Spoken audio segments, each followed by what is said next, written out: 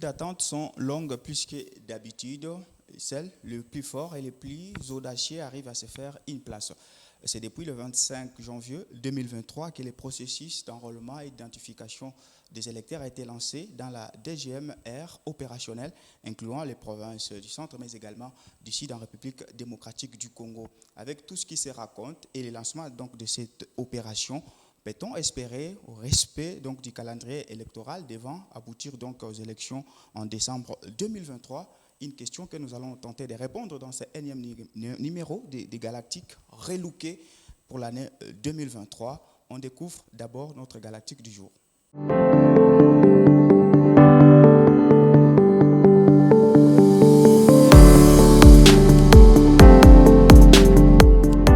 Jeff Chongo Ochudi, bienvenue dans Galactique. Alors, on va découvrir votre profil pour que les téléspectateurs aient une idée sur vous. Vous êtes acteur politique, entrepreneur, vous travaillez aussi dans la sous-traitance, mais vous êtes président fondateur de l'ASBL JSO. Vous œuvrez, l'ASBL œuvre dans quel secteur? Alors, merci pour cette invitation. L'ASBL œuvre dans deux volets, sous deux volets. Nous œuvrons dans le social et dans l'émergence de la jeunesse congolaise. Et nous sommes encore en train de faire nos premiers pas dans ce sens par rapport à l'ASBL. Et nous menons des activités concrètement sur la ville, dans la province et pourquoi pas au niveau national afin d'impacter positivement la population dans le social, mais aussi la jeunesse dans son émergence et en sa destinée. Et jusqu'ici, ça se passe bien? Ça se passe bien, on est là. Dieu nous fait énormément. Avec une jeunesse qui adhère. Il y a une jeunesse qui adhère, qui a été un peu sceptique au départ, mais je pense qu'on a su leur rassurer, on a su leur expliquer en détail quels étaient nos objectifs par rapport à cette jeunesse, notre lutte, et nous sommes en train de connaître une adhésion massive de cette dernière. Avec le temps, ça finira par se transformer en parti politique ou c'est juste d'abord dans les sociales? Non, je ne pense pas que ça finira. Et d'ailleurs, la Constitution ne prévoit pas cela. Tout à fait. Lorsque vous enregistrez votre activité en tant qu'ASBL, ça va rester en tant qu'ASBL. Il n'y a pas moyen de pivoter en parti politique. D'accord. Donc, Jeff Chongo, c'est avec vous que nous allons argumenter ces moments dans Galactique, le premier numéro donc, de cette année 2023.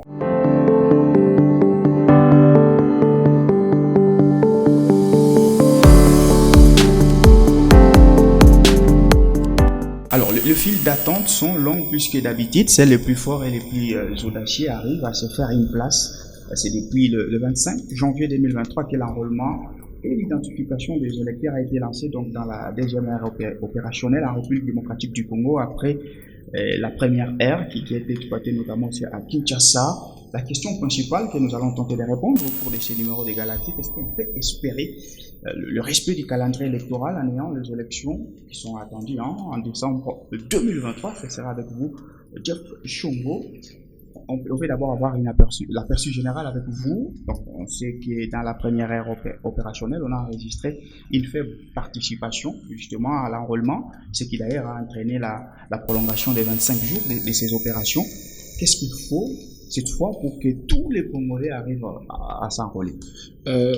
Merci pour la question. Déjà, nous devons comprendre que l'enrôlement est un devoir civique que nous devons accomplir en tant que citoyens congolais, tous, sans exception. Mais seulement, ce devoir civique est venu avec quelques difficultés. Pour moi, je pense que la première des choses qui devrait être faite au départ serait de créer un mois d'opération tampon ou opération de test par rapport à la CENI en vue de palper la réalité sur le terrain de l'enrôlement, les différentes difficultés et après maintenant lancer officiellement la campagne d'enrôlement sur toute l'étendue de la RDC. Le seul problème, c'est que c'est pas la première fois qu'on fait cette opération, donc on sous-entend qu'il y a déjà une petite expérience. Ce n'est pas la première fois, il y a une petite expérience, une grande même, mais c'est une autre équipe. Nous avons aujourd'hui Denis Kadima qui est à la tête de la CENI, qui n'a jamais organisé les élections. Nous avons un bureau organisé en tant que président d'une centrale électorale, sinon il a été un acteur. Il a été acteur dans d'autres départements, mais pas dans l'organisation des enrôlements. Et par rapport à ses études et par rapport à son expérience, nous ne doutons pas de la confiance que le chef apporté en lui, que l'Assemblée a opté. D'abord les confessions religieuses. Les confessions religieuses. Qui entérinées par l'Assemblée. Bien sûr, parce que nous savons que le processus électoral des membres de la CENI regorge 3 parties, les confessions religieuses, l'opposition et la majorité. Donc c'était en toute légalité que cela a été fait. Mais seulement l'expérience sur terrain varie, parce que aujourd'hui la démographie que la RDC compte est différente de celle que nous avions en 2017 par exemple, et les différentes réalités que nous faisons face par rapport à l'enrôlement évoluent aussi par rapport à toutes ces choses-là. Donc pour moi, les 1 mois, puisque le train est déjà en marche, c'est ce qui devrait être fait. Mais là déjà, c'est là que le problème a commencé selon moi. Mais nous avons vu pas une faible participation comme vous le dites, parce que c'est pratiquement 37,9% que nous avons vu dans la première ère. Si je veux parler de chiffres, on parle d'un tiers. L'électorat attendu à Kinshasa. Exactement. Selon les statistiques, dans la première ère, nous avons eu 7 millions de participation, contrairement aux 18 millions que nous étions en train d'espérer. Mais cela, je dirais, comme je le disais, ça dote de la responsabilité de plusieurs parties. Ce n'est pas simplement de la CENI, c'est aussi nous, la population. Quelle est l'approche avec laquelle nous sommes en train d'embrasser cette démarche ou cette campagne d'enrôlement? Aujourd'hui, lorsque vous regardez, il y a même des gens, certains groupes d'individus, certains partis politiques qui vont à l'extrême de démobiliser la population face à la question de leur devoir civique. Vous trouvez des gens qui vous disent « n'allez pas vous enrôler parce que ». Et je pense que... Vous faites allusion à la position du PPRD notamment. Je n'ai cité personne, je n'ai cité aucun groupe. Oui, moi je cite parce que c'est un fait qui est avéré. Je n'ai cité aucun groupe, comme je l'ai dit. Vous trouvez des personnes qui disent que la composition de la CENI n'a pas été respectée, pendant que, lors de la composition, certaines parties ont même refusé d'envoyer leurs membres pour participer à ce processus-là. Mais quand vous refusez d'envoyer vos membres pour participer au processus d'élection des membres de la CENI, pour plus tard revenir et dire que non, les membres du bureau de la CENI ne sont pas conformes à vos ambitions, et vous venez au final maintenant demander à la population de ne pas aller s'enrôler, mais ça peut aussi jouer, et surtout si vous avez une voix au sein de cette population, ça peut jouer question de démobilisation. Et je pense que toutes ces choses ont eu à être palpées sur le terrain. Il y a aussi certains centres qui n'ont pas ouvert. Il y a eu des questions d'ordre administratif, des questions d'ordre technique que la CENI a évoquées, que nous avons en tant que population vu. Il y a eu des questions d'ordre sécuritaire. Il y a aussi eu, quelque part, si je peux le mettre dans les questions d'ordre sécuritaire, des personnes qui ont fait face à la corruption. En tout cas, oui, on va sûrement revenir tout au long de notre débat. Alors ça ne nous a pas échappé, tout le monde le sait. Il y a eu beaucoup de rumeurs sur les réseaux sociaux, bien entendu, autour de l'enrôlement, notamment sur la qualité des photos sur les cartes d'électeurs. Comment mettre fin à ces genres de rumeurs? Ce ne sont pas des rumeurs, c'est la réalité, c'est la vérité, c'est ce qui est sur le terrain. Mais je pense que le président de la CENI, M. Denis Kadima, a eu adressé à la population par rapport à cette question. La question de la photo. Je ne vais parler que ce que la CENI a dit. La photo n'est pas d'une grande importance. La qualité de la photo n'est pas d'une grande importance. Ce qui est important, c'est la carte, c'est le code QR, c'est vos identités qui sont sur la carte. Puisque vous êtes répertorié dans la base de données, alors que vous irez voter, vous serez simplement retrouvé dans la base de données. Seulement, la carte de citoyen, la carte d'identité du citoyen congolais que nous aurons après cette procédure, je ne sais pas si vous êtes au courant de cela, celle-là portera une photo d'un Jeff Chongo comme il le faut, avec mon teint. Mais la carte d'électeur, c'est en noir-blanc, c'est en noir et blanc. Et il n'y a pas qu'au Congo que ça se fait. Sur plusieurs cieux, ça se fait. C'est une carte qui peut prendre une photo en noir et blanc. Seulement, comme la précédente carte, ça ne sera pas utilisé d'office comme étant la carte de citoyenneté. Nous aurons une carte qui sera mise en place. Là, si nos photos ne sont pas bien ressorties,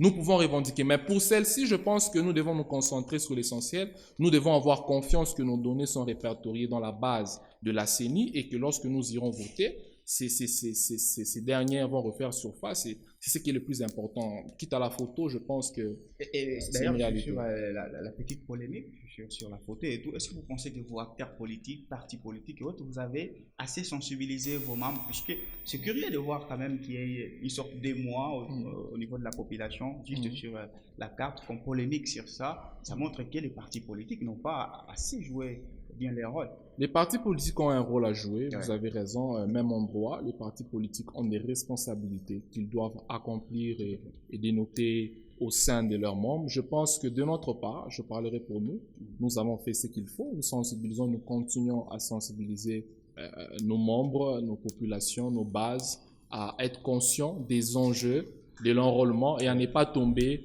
dans différents débats qui n'ont pas lieu d'être. C'est normal, nous sommes une population, nous sommes dans une expérience électorale qui suscite plusieurs questions, mais nous devons mener des débats constructifs, nous devons regorger en notre sein l'objectif de ne pas créer un glissement, d'aller aux élections en décembre 2023. Donc pour nous, nous avons fait notre part en tant qu'acteur politique, en tant que leader, en tant que jeune entrepreneur, en tant que président, sur toutes nos casquettes, d'avoir des gens et des citoyens congolais autour de nous qui se focalisent sur les vrais débats, pas sur des choses qui sont en train de nous distraire par rapport à nos devoirs en tant que citoyens. Tout à fait. Vous avez tenté d'esquisser quelques difficultés. Ici, on va les étayer. On note également l'ouverture tardive des centres, l'inexistence des centres dans certains points. Il y a également des dysfonctionnements techniques, par moment, des monnayages pour les gens de sécurité qui sont sur place pour accéder. Vous, en tant qu'acteur politique, est-ce que vous recommandez à la centrale électorale et aux parties prenantes, surtout pour d'autres heures qui restent pour le processus d'enrôlement? Nous recommandons à ce que les questions, les vraies questions qui préoccupent la population congolaise soient résolues. J'ai été content parce que nos cris en tant que population, pour ceux qui se sont enrôlés dans la première ère, ont été entendus auprès de la CENI et ils sont en train d'y remédier. Entre autres, le logiciel qui a commencé avec la première ère, ce n'est pas le même que nous allons connaître dans la deuxième ère, dans la troisième ère. Donc, du point de vue d'ordre technique, il y a déjà un changement qui est en train d'être fait. Du point de vue d'ordre administratif, il y a certaines disciplines. Denis a dit clairement que même au niveau des membres de la CENI, lorsque nous entendons qu'un membre a usé de quoi que ce soit pour attirer la population à ne pas suivre la procédure d'une manière normale, ils seront sanctionnés. Et pour lui, il n'a pas dit, il n'a pas mâché les mots et la sanction, c'est la révocation. Donc, du point de vue d'ordre administratif, du point de vue d'ordre technique, ils sont en train de se battre et nous leur recommandons d'user en tout cas de rigueur parce que nous n'avons pas droit à l'erreur. La population congolaise aujourd'hui, nous plus que jamais, nous n'avons pas droit à l'erreur. Nous ne voulons pas des glissements, nous ne voulons pas qu'il y ait des ralentis dans les processus électoraux. Nous voulons que tout soit fait dans le temps et que nous puissions aller, vous voyez, aux élections. Donc, nous leur recommandons de respecter et ce qui doit être respecté et aussi aux membres de sécurité, entre autres la police, de ne pas se faire corrompre. Parce que pourquoi aujourd'hui, la population congolaise, nous devons nécessairement aller partout avec cette idée-là parce que je veux arriver, je suis en retard, je donne un 5000 et puis je veux passer rapidement au devant de l'autre. Non, tous les membres, tous les corps qui sont appelés à mener à bien ce processus d'enrôlement dans cette deuxième ère doivent le faire. Et nous, population, nous devons être conscients, on ne doit pas aller là-bas et leur tenter et sinon, nous sommes en train de tourner autour du peuple. Tout à fait. Vous savez que la RDC, c'est un pays continent, comme on dit, avec une densité de la population qui varie tous les jours. Selon vous, en tant qu'acteur politique, mais également avant, puisque je vois vous insister beaucoup plus sur les glissements et autres, on va avoir une question comme cela. Quelles peuvent être, selon vous, les conséquences direct ou carrément indirect lorsqu'il y a un faible taux de participation, ce qui a contraint même la CENI de pouvoir prolonger lors de la première ère de 25 jours. Quelles peuvent être les conséquences d'un faible taux de participation? Les conséquences d'un faible taux de participation de la population au niveau de l'enrôlement, c'est qu'il y a une période bien définie pour regorger l'enrôlement, l'opération d'enrôlement. Et une fois que cette période est finie, nous passons à une autre étape. Donc, lorsque aujourd'hui, par exemple, je prends un chiffre comme ça, selon un rapport officiel de l'ONU de la population congolaise qui compte parmi les 100 millions aujourd'hui, et vous avez une participation faible, par exemple, de 30% simplement au niveau de l'enrôlement. Et pour les prochains 5 ans, nous aurons parce que boycotter l'enrôlement d'office, nous boycottons le processus d'élection et nous aurons maintenant des dirigeants d'une minorité et la majorité nous seront pénalisés. Donc aujourd'hui, nous serons dans une période de 5 ans où nous allons vivre des dirigeants peut-être dont nous n'avons pas la confiance, des dirigeants peut-être dont nous n'avons pas l'aspiration à prendre la gouvernance de notre pays et nous allons vivre un calvaire. Donc, si nous n'allons pas aux enrôlements, s'il y a un faible taux de participation au niveau de l'enrôlement, d'office, nous sommes condamnés pour les 5 ans. Nous voulons que la population éligible congolaise aille s'enrôler en sa masse afin de garantir, vous voyez, une transparence dans les élections et que voilà, si aujourd'hui nous avons un président en 2023, des députés, des gouverneurs et ainsi de suite, nous, population congolaise, nous disons que voilà, les élus du peuple, voilà les gens dont nous voulons voir la bonne gouvernance pendant les 5 ans. Parce qu'aujourd'hui, nous sommes conscients que la RDC est dans un tournant décisif. Donc, si nous faisons l'erreur de mettre des mauvais dirigeants à la tête, et ici j'en appelle la population congolaise en sa conscience, si nous votons mal, si nous ne nous enrôlons pas, nous serons cloués pour les prochains 5 ans, que ce soit sur le plan économique, que ce soit dans les études, que ce soit sur les différents plans. Lorsque nous n'allons pas nous enrôler, lorsque nous votons mal, nous serons cloués pour les 5 ans. Même la guerre à l'Est, les gens qui sont assis autour des tables de prise de décision en vue d'influencer positivement ou négativement la guerre de l'Est sont d'office les élus du peuple de 2017. Donc aujourd'hui, la question de l'enrôlement doit être portée dans la population, dans leur cœur, comme un devoir, comme une arme dans nos mains en vue de garantir la destinée de notre pays. Alors, il y a une autre dose qui a été ajoutée, c'est justement l'enrôlement de la diaspora. Et pour cette deuxième ère, il y a les Congolais qui résident en France, en Afrique du Sud, mais également en Belgique, qui sont concernés. Pour vous, c'est quand même une bonne innovation. Ça permet aussi... Oui, nous encourageons cette innovation. Cette opération pilote, c'est encouragé. Nous savons que ça sera simplement pour la présidence. Ça ne sera pas pour les élections à tous les niveaux. Donc, voyons voir ce que ça va donner. Voyons voir ce que ça va donner. Nous encourageons les Congolais de la diaspora dans ces pays précités à aller s'enrôler massivement afin que les élus ou l'élu à la présidence pour cette fois-ci soit un élu digne de la confiance du peuple. Alors, après avoir relevé donc les péripéties, mais également les donnes positives par rapport à ces lancements du processus d'enrôlement, on peut répondre à notre question initiale avant de vous adresser donc à l'ensemble de la population. Est-ce qu'on peut craindre un possible glissement? Pendant votre prise de parole, vous l'avez prononcé ce mot 2 fois. Est-ce que le calendrier électoral sera-t-il respecté? Le calendrier électoral, nous croyons qu'il sera respecté. En se basant des faits, en se basant de ceci, dysfonctionnement de cela et tout. En se basant des faits, parce que ce sont des experts qui ont eu à élaborer ce calendrier. Et lorsque, même dans les affaires, vous établissez un business plan, il y a toujours les risques, la prise en considération des risques.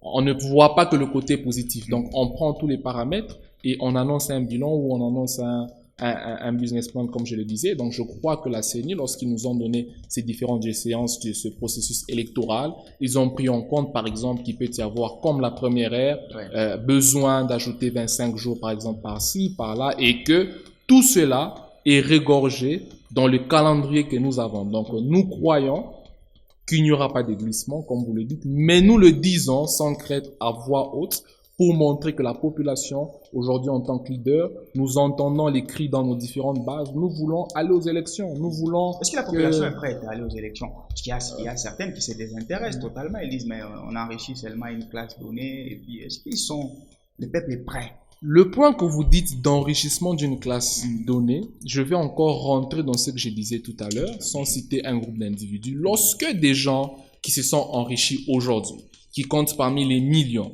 en cash, qui ont différents biens par-ci par-là, qui ont tout ce qu'ils peuvent avoir aujourd'hui, vous disent ou me disent à moi aujourd'hui de ne pas aller m'enrôler. 5 ans à venir, mais ils sont bien. Je ne suis pas bien. Mes affaires ne marchent pas bien. Ma gouvernance, mes études ne vont pas bien. Dans mon foyer, l'argent, la monnaie que j'utilise, la montée en valeur du dollar contre le franc congolais, tous les défis que nous vivons dans la société du jour le jour, ces gens-là ne seront pas concernés parce qu'ils ont déjà des millions. Et aujourd'hui, la population se dit que nous n'allons pas aller voter parce que nous enrichissons une certaine trompe d'individus, c'est mal réfléchi. Justement, nous devons aller nous enrôler, nous devons aller voter ceux en qui nous avons confiance. Aujourd'hui, j'apprécie le travail que le chef de l'État actuel est en train d'accomplir avec les différentes institutions entre l'IGF et autres. Être un ministre n'est pas envié aujourd'hui. Être un gouverneur n'est pas envié aujourd'hui. Parce que vous avez ces institutions ou ces organisations qui sont derrière vous et moindre détournement, vous serez mis en prison. Donc je pense que même le taux de participation des candidatures en 2023 vont diminuer. Ceux qui ont les intentions d'entrer en politique pour rassasier leur ventre, maintenant là, ils commencent à réfléchir à 2 fois. Et nous, en tant que population, nous devons aller. Si je vois un monsieur, je dis que celui-ci, j'ai confiance que c'est quelqu'un qui va porter l'amour de la patrie auprès des institutions. C'est un député qui va défendre. Tous les candidats, quand il est candidat, c'est un agneau. Il suffit maintenant de porter votre choix sur lui et découvrir sa vraie nature. Au niveau du vote, nous devons faire attention en tant que population. Qu'ils viennent. J'encourage la population, lorsqu'ils viennent avec leur polo, prenez le polo. Lorsqu'ils donnent les transports, prenez les transports. Soyons là. Mais au vote, votons ceux en qui nous avons la confiance qu'ils vont changer non seulement nos destinées, la destinée de nos enfants, la destinée des enfants qui vont venir. Parce qu'aujourd'hui, un mauvais choix maintenant peut emboîter la destinée de ce pays pendant 10 ou 15 ans. Les accords que les gens qui sont à la tête du pays maintenant peuvent signer, des choses qui vont nous mettre dans des complications en tant que pays pour 5, 10, 15 ans. Donc aujourd'hui, la population doit faire très attention. Nous devons aller nous enrôler. Nous devons aller voter les personnes en qui nous avons confiance, les personnes en qui nous voyons l'espoir de l'émergence de notre pays. Et nous, en tant que jeunesse, puisque nous sommes la majorité de ce pays, en tant que jeunesse, nous comptons pratiquement 67% de ce pays, nous devons, aujourd'hui, moi je crois que la jeunesse est incorruptible. Je crois que la jeunesse, nous ne sommes pas capables parce que quelqu'un vient en tant qu'agneau pendant la campagne. Ce sont les jeunes qui sont dans des marches à tout moment, ici, ce sont des jeunes qui sont soi-disant un tout petit peu manipulés. Les jeunes ne doivent pas être un tout petit peu manipulés, pas du tout. Et comme je l'ai dit, allez dans des marches, faites ce que vous voulez, mais lorsque les élections viennent, votons les gens en qui nous croyons qu'en tant que jeunes, ils vont sauvegarder l'avenir de ce pays. Et même nous les jeunes, j'encourage les jeunes non simplement à s'enrôler, non simplement à aller au vote, mais aussi à participer directement, pourquoi pas, en tant qu'organe de représentation de la jeunesse. Parce que c'est certaines personnalités aujourd'hui qui sont là à la tête du pays ne vont pas laisser. Ils ne laisseront pas un beau jour aujourd'hui. La retraite en RDC sur tous les plans n'est pas respectée. Ce n'est pas quelqu'un qui vous allez trouver se dit bon j'ai assez fait en tant que politicien, je vais m'asseoir et être un mentor pour la jeunesse qui vient. Non, ils veulent toujours être là. Donc en tant que jeunes, nous devons aussi participer à tous les niveaux aux élections, même à la présidence, pourquoi pas, et que la jeunesse gagne. Donc pour moi, je pense que c'est ce que je peux dire par rapport à cette question. Par rapport à ça justement, on va poser une dernière question, on va dépasser donc au message. Vous pensez que la jeunesse a un grand rôle à jouer dans ce processus d'enrôlement, mais également le processus d'élection, puisqu'elle vaut 60% en République démocratique du Congo et vous la donner l'optimisme d'aller affronter même les élections s'il le faut. Oui, bien sûr. Alors, on va passer donc à ce message, un message à lancer. Donc, ça sera donc départementalisé à la jeunesse, aux acteurs politiques, à la société civile, aux femmes, qui sont aussi donc une partie prenante importante, mais également à l'ensemble de la population. J'ai envie de commencer avec la jeunesse. Vous venez d'ailleurs d'épingler quelque part, mais qu'il doit alors être le vrai rôle de la jeunesse dans des partis politiques, mais également dans ces processus d'enrôlement. À la jeunesse, je dirais ici, nous devons aujourd'hui plus que jamais être conscients de nos responsabilités et du rôle que nous jouons dans l'influence de l'émergence de ce beau pays que Dieu nous a donné. Aujourd'hui, je le répète, je crois que la jeunesse est incorruptible. Parce que à quoi ça me sert aujourd'hui de soutenir un monsieur qui va me donner un polo et un transport, mais demain, la destinée de ma vie n'est pas garantie. Donc moi, je crois et j'en appelle à la jeunesse d'être conscient de l'enjeu et des responsabilités que nous portons, de ce lourd fardeau. Et en cette période que nous comptons dans notre pays, d'aller nous enrôler, de participer au dépôt des candidatures à tous les niveaux possibles et aussi d'aller voter des gens en qui nous croyons qu'ils vont garantir notre lutte. Aujourd'hui, vous avez épinglé les activités que nous faisons, oui, entre autres dans notre association, l'émergence de cette jeunesse-là.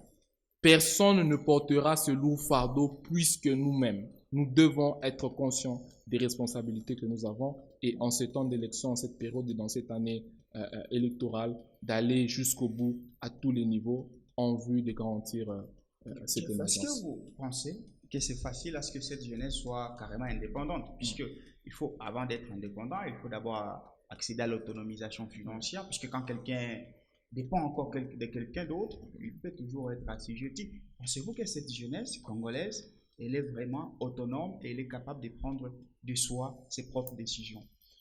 L'autonomisation de la jeunesse, oui, n'est pas encore ça. Nous sommes encore en train de faire face aux défis en tant que jeunes, entre autres les défis du manque d'emploi. Oui. Bah, si, les défis pour ceux qui sont déjà peut-être dans l'emploi, qui sont entrepreneurs, qui sont dans la sous-traitance, les défis du manque d'accès au manque de financement. Il y a différents défis qui ne garantissent pas l'autonomisation de cette jeunesse. Mais que cela ne nous arrête pas, parce que si nous croisons les bras, il n'y a personne qui va créer des solutions à ces défis si ce n'est que nous-mêmes. Nous devons nous lever avec les moyens que nous avons maintenant et aller faire face à tous ces défis-là. C'est seulement là que nous garantirons, parce que ça ne viendra pas en un jour, oui, ni en une semaine, ni en un mois, ni en une année, mais lorsque nous croyons en cette lutte-là, affamés, rassasiés, bien mal ou pas, nous allons aller en tant que jeunesse en vue de relever les différents défis et pourquoi pas passer non seulement de l'autonomisation, mais à la prise en charge des résolutions et des défis et solutions que nous avons.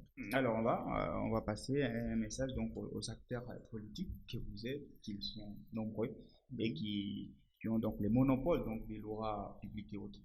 Aux acteurs politiques en général, je voudrais ici Ils peuvent être indépendants, mais également des couleurs politiques. Je voudrais dire ici, nous devons avoir une phrase. Ne jamais trahir le Congo. Une deuxième phrase, la patrie ou la mort. Pourquoi aujourd'hui soutenir quelqu'un, soutenir un groupement ou un groupe d'individus, un parti politique qui ne porte pas le souci de notre pays et l'émergence de notre jeunesse?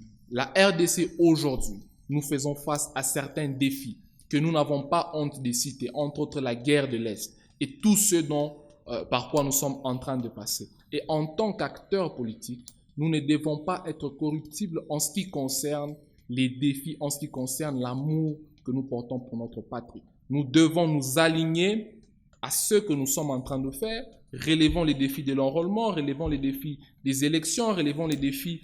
Vous voyez, tout ce que nous sommes en train d'énumérer ici, ne nous laissons pas amadouer, ne nous laissons pas corrompre, ne nous laissons pas berner, parce que la RDC aujourd'hui a besoin non seulement de la population, mais pour ceux qui sont dans la boîte, dans l'action politique, nous devons mener à bien notre lutte, que ce soit dans l'opposition, que ce soit dans la majorité. Ce n'est pas parce que nous sommes opposants que nous devons mener une campagne de démobilisation de la population en ce temps ici. En ce temps, aux acteurs politiques, je vous en supplie, réunifions la RDC, menons à bien la lutte que nous sommes en train de mener parce qu'aujourd'hui, la RDC a besoin de tous ses fils et de toutes ses filles en vue de garantir son émergence. Il y a également la société civile qui est une donne importante, même le pape l'a relevé dans son discours, qui doit être le rôle de la société civile. À la société civile, ici, je ne placerai pas beaucoup de phrases. La société civile, je pense que nous devons aussi... vous allez remarquer que mon discours ne sera que ressemblatoire, excusez-moi, par rapport à toutes ces parties. Donc, la prise de conscience de la population, l'amour de ce pays, aller en avant afin de relever les défis de ce pays. Nous ne sommes pas tous appelés à exercer dans la politique. Il y a des entrepreneurs, il y a des gens qui sont dans la société civile. Il y a la FEC aujourd'hui, il y a toutes ces personnes à tous ces niveaux. Il y a les médecins, il y a les étudiants, toutes ces personnes, tous ces Congolais à tous les niveaux qui doivent comprendre les enjeux actuels de ce pays et mener à bien nos luttes. Peu importe nos revendications, peu importe quelles que soient les revendications de la société civile, mais en ce temps ici, nous devons relever d'abord ce que nous avons comme défi, c'est-à-dire les élections, la guerre de l'ex, le manque d'emploi et tout ce que nous avons durant cette année en vue de bien sûr garantir, comme je le disais, je le répéterai, l'émergence d'une jeunesse congolaise. Une jeunesse congolaise, il y a également un message aux femmes. Aux femmes, oui. Pourquoi pas aux femmes? Oui. Aujourd'hui, nous sommes dans un monde qui n'est pas masculin. Nous sommes dans un monde mixte. Nous sommes dans un monde où nous avons besoin de nos mères. Nous avons besoin de ces femmes, de ces vaillantes énergies en vue de mener notre lutte. Lorsque vous êtes dans l'action politique, vous comprendrez que les femmes ont un rôle majeur à jouer aussi pour influencer les cours des prises de décision. Donc, à nos mères, à ces chaleureuses femmes qui nous entourent dans tous les départements de nos vies, nous les encourageons aussi à prendre part, à s'accaparer de ces problèmes, de ces défis de la situation de notre pays. Et nous croyons qu'en tant que femmes, nous pouvons être ministres, en tant que femmes, nous pouvons être députés, en tant que femmes, nous pouvons être chefs d'entreprise, en tant que femmes, nous pouvons être professeurs, en tant que femmes, nous pouvons être docteurs, en tant que femmes, nous pouvons nous accaparer de tout ce qu'il faut en vue d'influencer notre pays. Par exemple, là, chez vous, vous êtes président fondateur de l'ASBL GCO, ça. GSO. Est-ce que les femmes ont une grande place? Les femmes ont une grande place, elles auront toujours une grande place à tous les niveaux, comme je l'ai dit, et nous encourageons parce que notre ASBL, comme vous l'avez dit, n'est pas politique. Notre ASBL a une lutte et nous avons des juristes, nous avons des médecins, nous avons des ingénieurs, nous comptons des femmes parmi plusieurs et qui jouent même des postes au niveau de l'administration de l'ASBL. Avoir un poste, c'est une chose, mais l'assumer pleinement avec compétence, est-ce qu'elles font preuve de ça? C'est aussi les stéréotypes de la société, non, les femmes, non. Est-ce qu'elles sont prêtes? Je ne suis pas de ceux qui peuvent mettre en doute les capacités d'une personne à cause de son genre. Tout à fait. Je crois que la femme capable existe, la femme intellectuelle, la femme en mesure de mener à bien le combat qui lui est donné par rapport à ses passions dues au poste qu'elle occupe existe. Donc oui, nous avons des femmes capables, nous avons des femmes, nous aurons l'opportunité de venir sur votre plateau avec quelques-unes et vous verrez qu'elles parlent même mieux que moi et elles mènent vraiment à bien la lutte de cette nation. Et voilà, donc voilà un dernier message, Jeff, à l'ensemble de la population par rapport à ce processus d'enrôlement et d'identification des électeurs.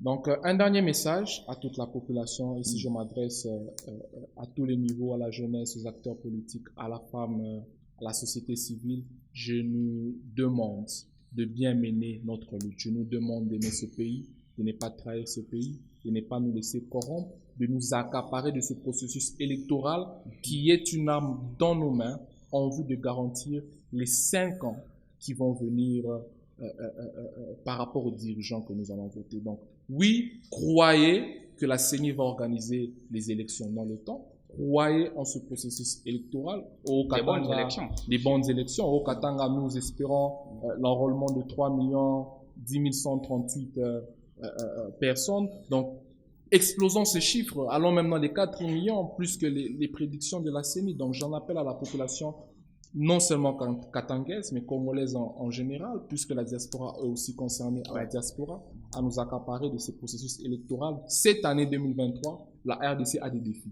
Nous avons la guerre de l'Est, mais nous avons aussi des processus électoraux. Donc, croyons en ce pays et menons à bien cette lutte. C'est ce que je peux nous demander. Tout à fait. Avant de finir, puisque vous avez parlé de la guerre à l'Est, vous pouvez avoir un mot sur ce qui se passe à l'Est de la République démocratique du Congo?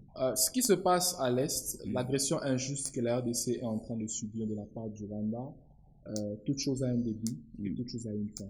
Depuis les années 90 jusqu'aujourd'hui, la RDC compte parmi les 15 millions de morts et nous croyons que cela va s'arrêter, cela doit s'arrêter. Et cette année, la RDC plus que jamais, puisque nous sommes déjà en train de gagner cette guerre, même sur le plan diplomatique et les différents cieux, nous sommes en train de gagner cette guerre et il n'y aura pas d'impunité. Cette guerre va cesser et nous comptons bien y mettre fin. Est-ce que vous pensez que la réponse du gouvernement ou de la nouvelle administration de Félix Tshisekedi, la réponse était appropriée par rapport à l'agression? La réponse est appropriée. Vous serez d'accord avec moi que là où nous sommes aujourd'hui par rapport à cette guerre, ce n'est pas là où nous étions il y a 5 ans, il y a 6 ans, il y a 10 ans. Aujourd'hui, par exemple, la notification que la RDC avait par rapport au port d'armes n'existe plus. Nous sommes en mesure maintenant de nous accaparer des meilleures technologies en termes d'armement. Nous sommes en mesure aujourd'hui de le faire. Et aujourd'hui, l'Assemblée nationale a arrêté la loi de la programmation militaire et nous croyons que le train en marche. Le gouvernement, l'administration du président Félix-Antoine Tshisekedi est bel et bien en train de mener la lutte qu'il faut. Nous avons le recrutement des jeunes qui sont en train d'adhérer massivement à l'armée. Donc aujourd'hui, Paul Kagame doit avoir peur parce que nous sommes en train de gagner cette guerre. Merci à vous, Jeff. Ok, on va continuer. Donc, Galactique avec d'autres thématiques.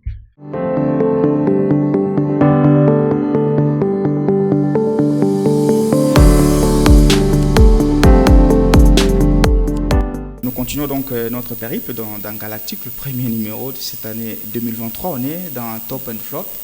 Alors, cher Jeff, vous serez appelé à nous relater, à raconter une anecdote qui vous a marqué. Certainement, vous êtes jeune, mais vous avez sûrement une expérience dans quelque secteur, quel que soit, et vous pouvez nous partager. Ici, si je peux partager en termes d'expérience ou de quelque chose que j'ai eu à palper en tant que jeune et avec tout ce que nous sommes en train de faire.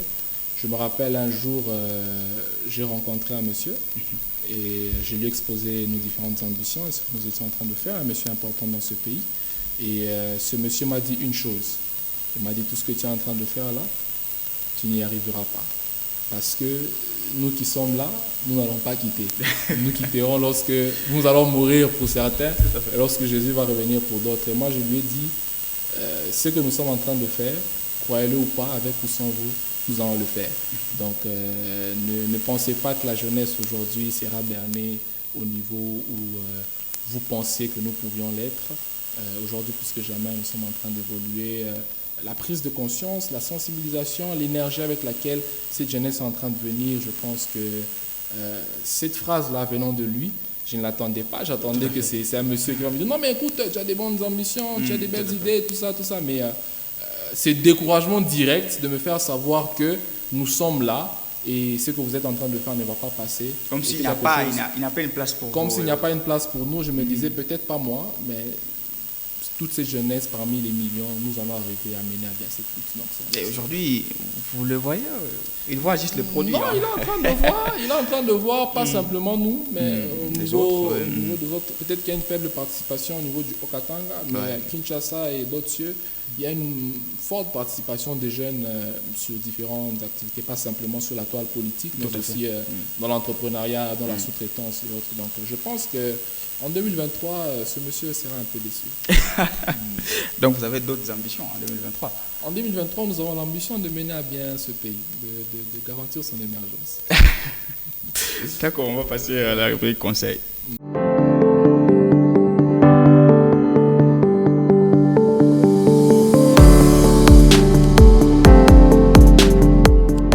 Jeff, je vais vous confier, d'un moment à l'autre, vous verrez quelques images circuler sur notre background.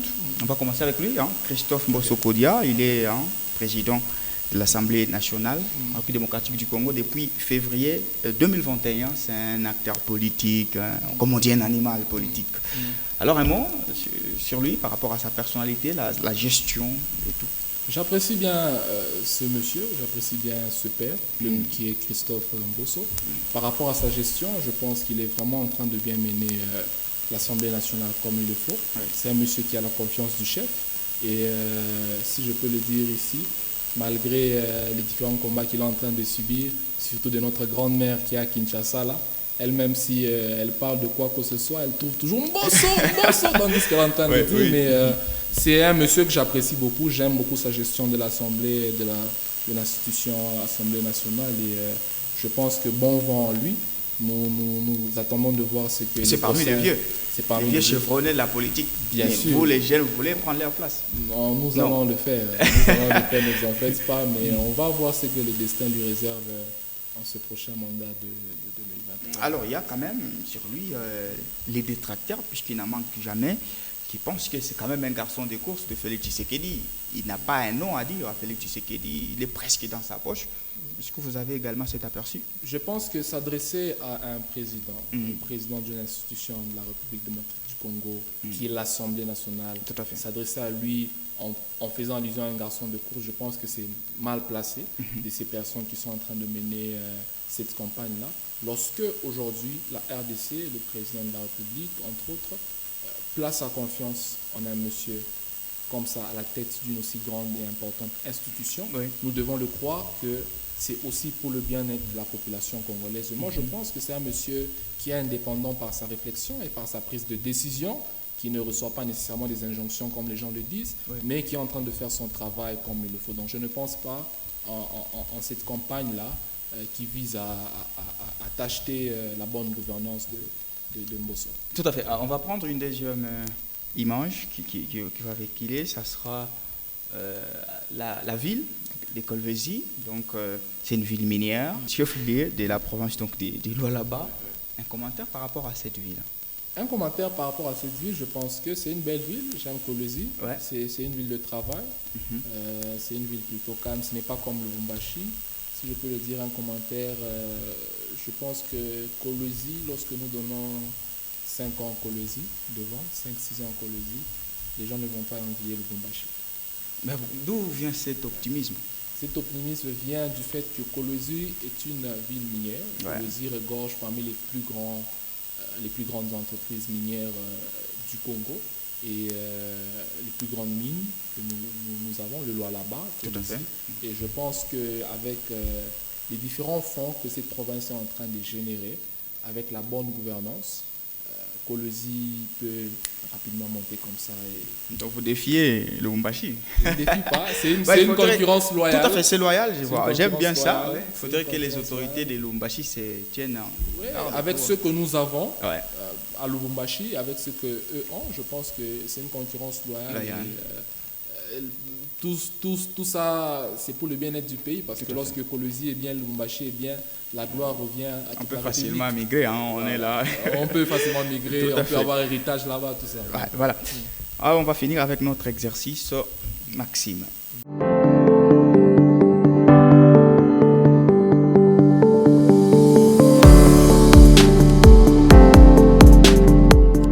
Vous serez appelé à formuler vos citations propres à vous sur base des variables que je vais vous donner. Dans votre speech, vous avez longtemps parlé de la jeunesse. Est-ce que vous pouvez nous former une citation propre à vous à partir du mot jeunesse?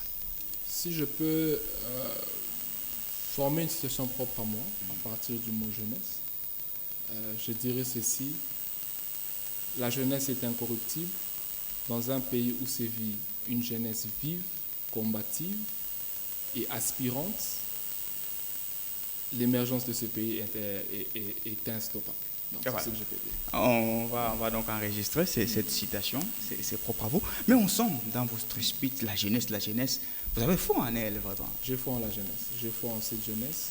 Je crois qu'avec la bonne lutte, c'est à nous de changer les choses, plus que jamais. Alors, la deuxième variable, ça sera Kolwezi. Kolwezi? Oui. Kolwezi, ville minière. Kolwezi, l'espoir de demain du Grand Katanga. Kolwezi, ville numéro 1 du Grand Katanga. Et là, je lance un défi. Un défi, ouais. Je suis de Lubumbashi, je suis à Lubumbashi, mais je nous lance un petit défi. Alors, merci à vous, Jeff Shongo, pour avoir bien voulu argumenter donc ces moments dans Galactique. C'était un plaisir. Vous avez longtemps parlé des jeunes. On espère que cette jeunesse vaut vraiment ce que vous l'avez vanté. Merci beaucoup à vous et merci de m'avoir reçu en ce jour. Merci donc à nos téléspectateurs pour avoir suivi ce premier numéro 2023 des Galactiques. On revient déjà avec d'autres thématiques, mais également d'autres galactiques toutes les semaines. Même une plume d'ange peut crever l'œil si on la prend du mauvais côté, dit un proverbe africain. Au revoir.